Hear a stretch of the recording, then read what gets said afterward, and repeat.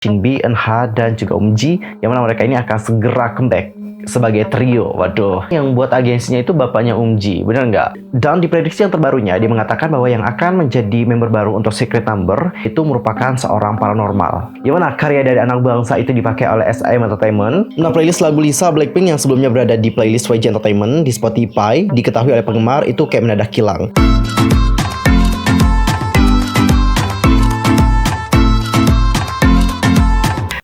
Annyeonghaseyo Chunggudul, Yusuf Kim Imnida, welcome back to my YouTube channel. Nah, gimana sih kabarnya hari ini? Baik-baik aja dong ya? Dan bukan semua yang lagi dalam kondisi nggak baik-baik aja. Keep fighting guys, don't give up. Well, untuk hari ini seperti biasa ya, kita akan membahas update informasi seputar dunia perkepopan yang pastinya sangat banget nih untuk dilewatkan. Dan supaya kalian tidak ketinggalan update berita terbarunya, yuk buruan subscribe channel aku, bunyi loncengnya, serta like, comment, share kepada teman-teman yang lain. Dan berikut adalah berita selengkapnya. Well, Cinggu, untuk berita pertama kita akan mulai dulu ngebahas tentang berita yang menurut aku sih ini beritanya cukup membahagiakan ya. Jadi ada berita dari 3 member ex-G-Friend, yaitu Shinbi, Umji, dan juga Eunha, dimana akhirnya mereka ini kayak sudah menandatangani kontrak dengan agensi baru. Dan katanya sih mereka ini akan membentuk trio. Bukan trio macan ya guys, tapi kayaknya nggak tahu sih trionya nanti kayak gimana. Jadi penasaran sih.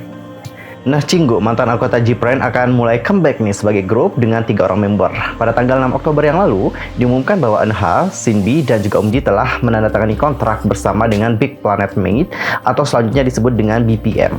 Seiring dengan berita tersebut, ketiganya juga sudah membagikan kabar gembira itu ke Instagram. Eunha juga sudah menuliskan bahwa dirinya sangat bahagia dan berterima kasih kepada para penggemarnya yang telah lama menunggu mereka untuk kembali merilis album. Dan coba sekarang kita baca ya bagaimana pernyataan dari Eunha. Halo, ini Eunha. Banyak waktu telah berlalu nih. Jadi aku juga merasa menyesal dan berterima kasih kepada para penggemar yang telah menunggu dalam waktu yang lama. Nah, aku akan memulai awal baru di BPM Entertainment bersama dengan Shinbi dan juga MG. Terima kasih atas cinta dan dukungan kamu yang tidak pernah berubah.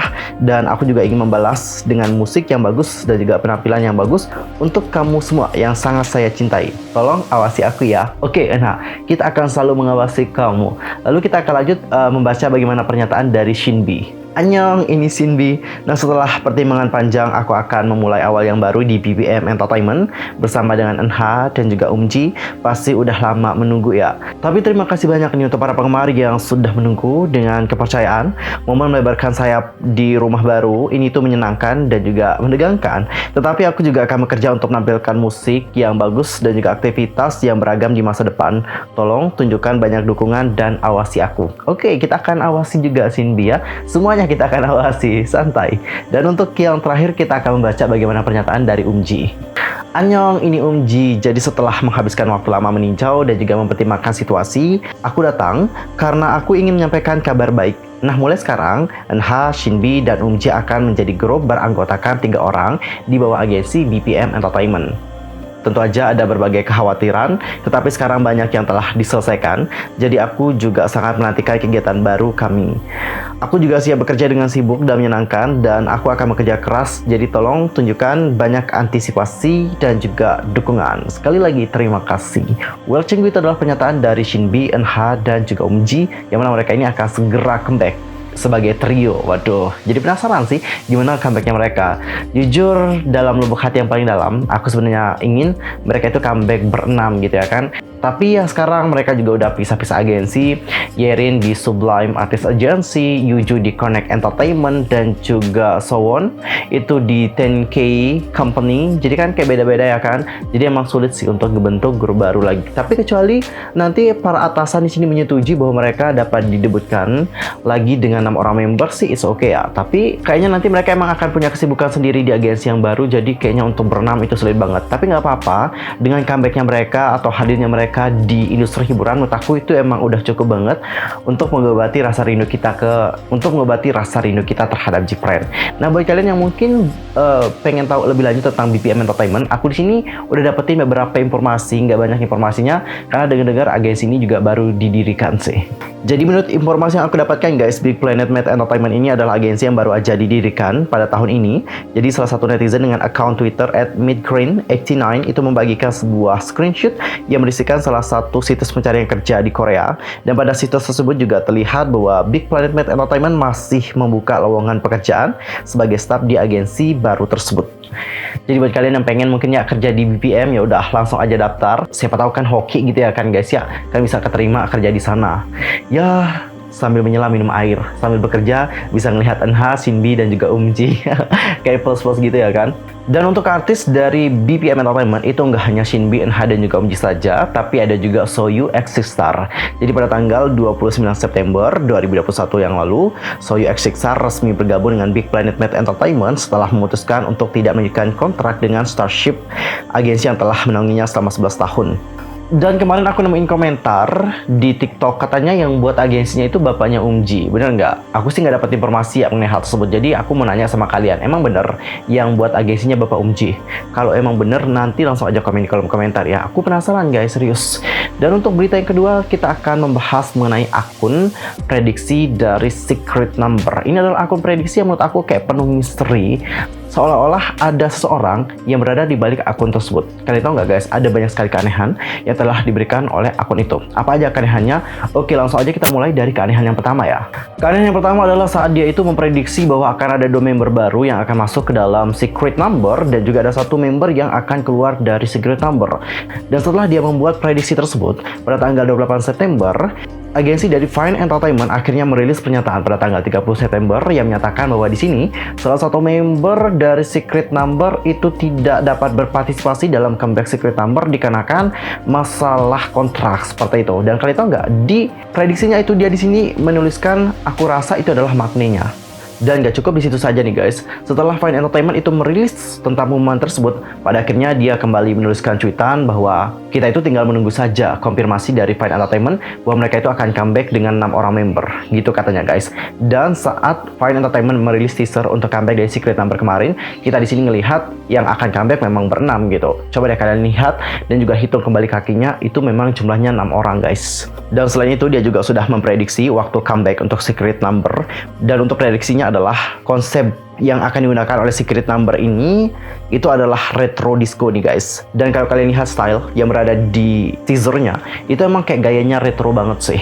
Dan di prediksi yang terbarunya dia mengatakan bahwa yang akan menjadi member baru untuk Secret Number itu inisialnya adalah M. Jadi dikarenakan yang sudah memprediksi bahwa yang akan menjadi member baru Secret Number itu inisialnya M, banyak orang itu menduga bahwa M ini merujuk pada Park Eun-ji yang merupakan ex-trainee dari Produce 48. Jadi Cinggu, setelah kalian melihat bagaimana prediksi yang telah diberikan oleh akun dari SM Prediction, tentu kalian sini bertanya-tanya siapa sebenarnya sosok di balik akun SM Prediction. Dan setelah aku melakukan searching yang lebih mendalam tentang orang-orang yang berada di balik akun prediction, itu emang ada 2 hal nih guys yang benar-benar terjadi. Yang pertama adalah dia itu merupakan seorang paranormal. Jadi memang kita itu tidak bisa memungkiri ada loh guys orang-orang yang memiliki kemampuan seperti itu. Dia ini memiliki kemampuan cenayang, jadi dia itu bisa memprediksi masa depan. Tapi kita juga tidak bisa percaya dengan orang-orang seperti itu, karena di ajaran aku yaitu agama Islam, memang kita itu dilarang percaya dengan hal-hal yang berbau ramalan. Dan biasanya orang-orang yang melakukan prediksi terhadap K-pop itu akan menggunakan berbagai cara. Salah satunya adalah menggunakan yang namanya kartu tarot. Jadi nanti dia itu akan ngambil kartu tarot dan juga membaca apa yang akan terjadi dengan orang ini di masa depan, apakah sukses atau enggak. Kemungkinan yang kedua adalah dia ini merupakan staff di agensi Fine Entertainment. Secara logika ya guys, kalau hal-hal yang berhubungan dengan comeback itu biasanya diketahui oleh agensi terlebih dahulu. Oke, diketahui oleh staff di agensi tersebut. Atau mungkin kayak gini, ada staff di agensi tersebut punya teman, jadi teman dari staff ini mengetahui hal tersebut dari cerita temennya yang bekerja di Fine Entertainment. Jadi dia ini berpura-pura menjadi seorang paranormal di Twitter dan juga memberikan prediksi bahwa ini yang akan terjadi sama Secret Number. Masuk akal nggak sih? Karena menurut aku kalau staff melakukan hal tersebut atau membocorkan informasi dari sebuah agensi atau perusahaan, itu menurut aku nggak etis banget sih. Karena itu adalah rahasia dari agensi, nggak boleh dibocorkan oleh siapapun. Dan jujur, aku sih percaya kalau orang yang berada di balik akun tersebut adalah staff atau nggak temannya staff. Karena informasi dari sebuah perusahaan itu pasti diketahui oleh staff terlebih dahulu, baru diketahui oleh orang luar. Bener nggak? Nah Cinggu, kalau kalian sendiri gimana nih pendapatnya? Siapa yang berada di balik akun tersebut? Apakah kalian sudah punya opini? Langsung aja komen di kolom komentar. Yuk kita diskusikan bersama tentang hal ini. Dan untuk berita yang ketiga ini ada berita yang membanggakan, datanya dari Anak Bangsa, yang mana karya dari Anak Bangsa itu dipakai oleh SM Entertainment, tepatnya di MPSPA yang di Nebis. Jadi Cinggu, karakter yang telah ngebuat Nebis itu namanya adalah Kasita Wonowijojo. Siapa itu Kasita Wonowijojo? Jadi Jinggu Kasita Wonowijojo ini adalah seorang generalis 3D atau pengembang modeling, texturing, dan juga look. Itu lahir di Indonesia, besar di Singapura, dan seorang marketer yang menjadi CG artist serta generalis 3D dengan fokus pada pemodelan tekstur dan juga pengembangan penampilan. Kasita ini juga tertarik nih dengan budaya satu, dengan sejarah seni yang panjang, dan yang mengilhaminya untuk membuat potongan rinci yang menghormati keahlian tradisional di era digital. Kasita saat ini bekerja di Giant Step Studio Inc. sebagai generalis 3D atau konsultan sejak Agustus 2020 di Los Angeles, California, Amerika Serikat, dan bertugas mengkonsultasikan pada beberapa proyek sebagai generalis 3D, terutama dalam 3D modeling, look and shade development, lighting and rendering, serta kreasi pakaian Marples designer.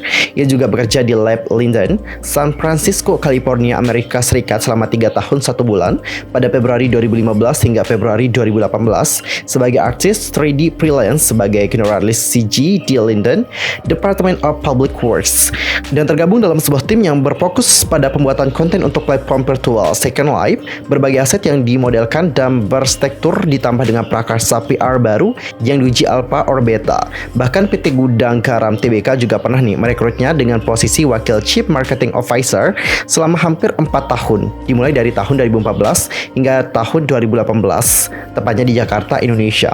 Ia juga bertanggung jawab untuk pengembangan strategi pemasaran jangka panjang untuk pertumbuhan produsen tembakau multi merek meliputi manajemen produk dan juga brand, manajemen organisasi, pemasaran produk, komunikasi pemasaran, intelijen pasar, dan juga persaingan, pemasaran acara, dan juga manajemen sponsor.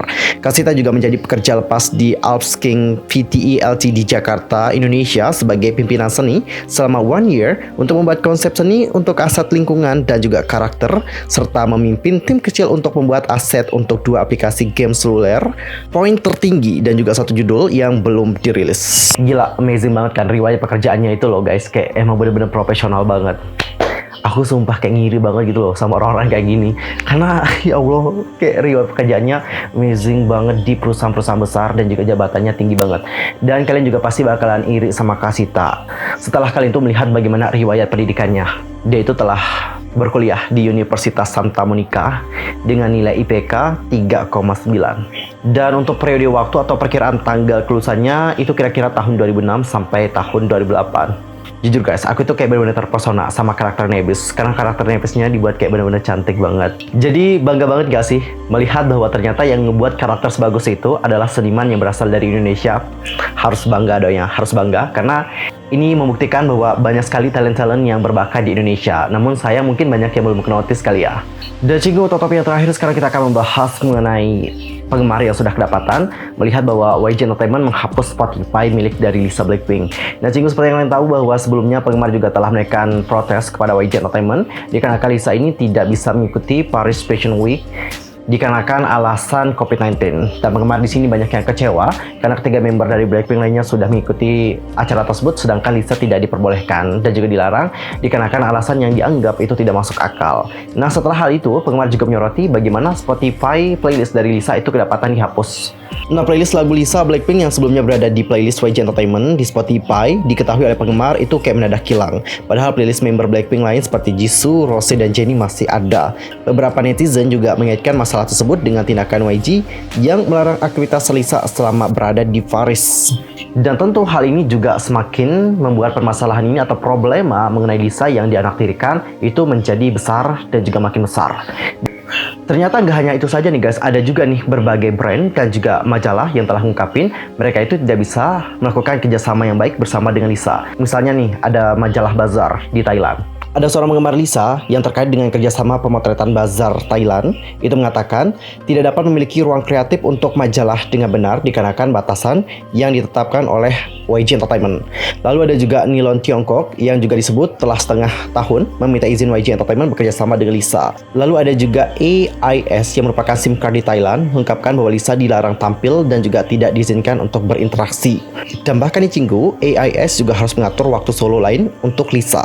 Lalu ada juga penggemar yang telah mengungkapkan terkait Lisa sebagai brand ambassador untuk Vivo. Jadi penggemar itu mengatakan, mereka bilang YG selalu terlambat untuk mengirimkan foto Lisa dan sangat tidak profesional. Mereka juga harus meluncurkan ponsel baru tanpa Lisa dikarenakan sudah ditetapkan rilisan tanggalnya.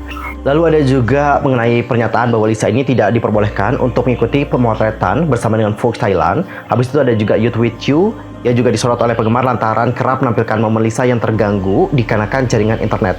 Brand Downy disebutkan juga mengharapkan Lisa menjadi brand ambassador mereka, namun tidak bisa mengikuti etika kerja YG Entertainment. Selain itu disebutkan juga sangat banyak majalah dan brand yang ingin bekerja sama namun tidak diizinkan oleh YG Entertainment.